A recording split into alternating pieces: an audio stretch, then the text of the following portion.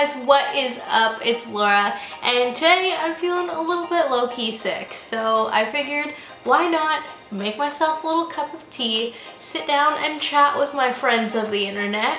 Now, for those of you who've been around this long, you'll know that last year I went on an exchange to England. Now, while I was there, I got a month off for Easter break, and so 4 or 5 of my friends, depending on where we were, went traveling across Europe, and it was absolutely amazing. I'll leave a link to that right up here for you to check out. But yes, so it was so much fun and such a cool experience. So this story is going to be from that trip.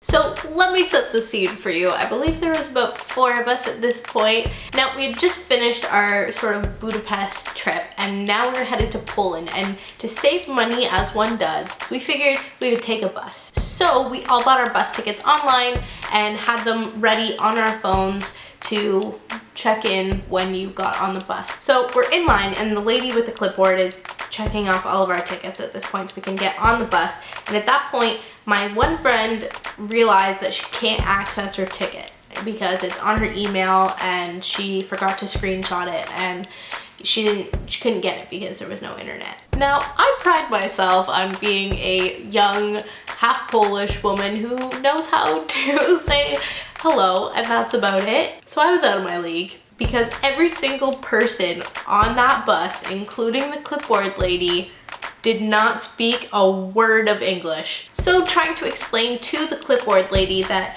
my friend had to go back to the terminal to connect to the internet and screenshot her ticket so that she could get on was close to impossible, but somehow my friend was able to get across to her that she'd be right back. She just needed her ticket, and so the bus waited. Now, this is where the story gets a little bit deeper here for us. Stepping onto this bus was like stepping into another world. I kid you not. It was all like this maroon red, and then the top of the window, sort of where the like very top meets the ceiling, there was this like ruffle, kind of like what you would see at your grandmother's house potentially, but it was like this ruffled fringe decorating the entire inside of the bus. Anyways, so after stepping into this fun party of a bus, we look around and see that it's basically half empty. So we're like, perfect, this is great, we can all sit together, all sort of chat, have a good time on this bus, and not have to be separated. But as we continue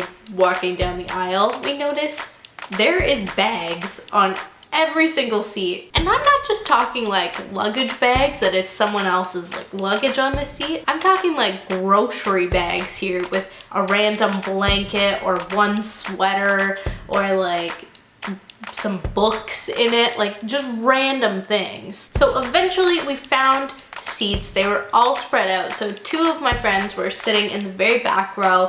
I was up sort of closer to the front, and my one friend who had the trouble with the ticket earlier was sitting in the row directly behind me. And what we soon discovered is that no one was actually sitting in those seats, but they had stuff on them because the seat was wet. Like, we're talking pure drenched. Like, if you sit in that, it's gonna look like you peed your pants wet. So that was all fine and good. We figured out the bag issue, and we started our trip to Poland with the beautiful thought of pierogies awaiting us there. Now, about 10-15 minutes into the trip, we're on the highway, the bus driver pulls off, and I'm thinking, okay, I mean, yes, I do pride myself on having a bladder of steel, but this is such a short amount of time to have a pit stop. But he stops the bus, the doors open, people get out and start having their smoke. So I figured, okay, we're having a smoke break. I gotcha. Okay, this is fine. So we sat there for 10-15 minutes while these people finish off their cigarettes, whatever. We all get back on the bus and continue down the road. But another 10-15 minutes in, the bus driver pulls off the road again. And I'm thinking to myself, man, the people on this vehicle right now have some major smoking problems if you can only go 10 minutes and you need another cigarette. But fine, that's okay. I'm okay with it. So we pull off and the door opens, people get off again and have another cigarette. But that's not all. While these people were getting back on the bus, some mysterious luggage also followed them. These literal, like, giant, like, you know those big suitcases that people bring when they go on vacation to, like, Cuba for 2 weeks? We're talking like that size here. Now, a few of those get pulled up onto the bus and tossed into the back where our two friends are, their little storage area. So my friend and I, who are sitting up front at this point, are like, It's kind of sketchy. It's a little strange. normally, you know, people get on with luggage, but here, it's just luggage. What is being brought on this bus? What could it possibly be? And then your mind automatically goes to illegal drugs. They're bringing on drugs. It has to be it. But illegal drugs, whatever. We continue on our route. Now, this bus ride was supposed to be around 6 hours, give or take. But we stopped literally every 20 minutes into the trip, and more luggage was brought on without people. Every time we stopped, the bus driver and like 1 or 2 people would get off, smoke some cigarettes, chat to some people outside the window, and then load on more luggage into this bus. Meanwhile, on the actual bus, we've got some Polish soap operas being displayed on the little TVs. And we're not just talking like a nice little background soap opera to watch if we want to.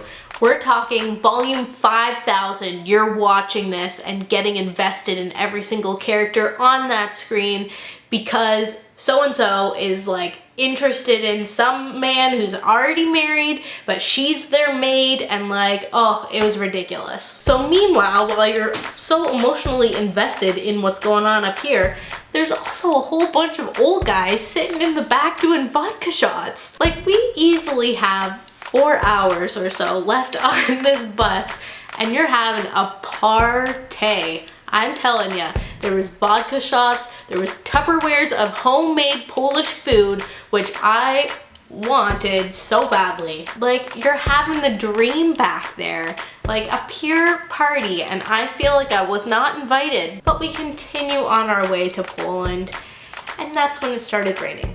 And I'm not just talking like a little light sprinkle rain. I'm talking like enough of a heavy rain here that you don't want to be outside kind of thing. And it was in that moment, my friends, that we discovered why the seats were drenched. Turns out the windows were half broken, slightly open, and could not be closed. There was like gapiosis happening, and the rainwater just pouring right in onto that seat. Anyways, eventually, after probably what was like 7 hours, we made it to Poland, went out, had some dinner. I fulfilled my pierogi dream in Poland by, I kid you not, eating pierogies for every single meal. Every single meal, breakfast, lunch, dinner, pierogies were on my plate. Oh, it was wonderful. But anyways, that's it for this week. I hope you guys enjoyed that story. Maybe I'll tell some more once I figure out some good ones for you. Be sure to follow me on Snapchat, Instagram, Twitter, Facebook. All the links for that will be below. And that way you can keep up with these real stories as they happen in my life rather than waiting for a video about it, especially when this one happened a year ago. But anyways, I will see you guys next Monday. Have a great week, and yeah, bye.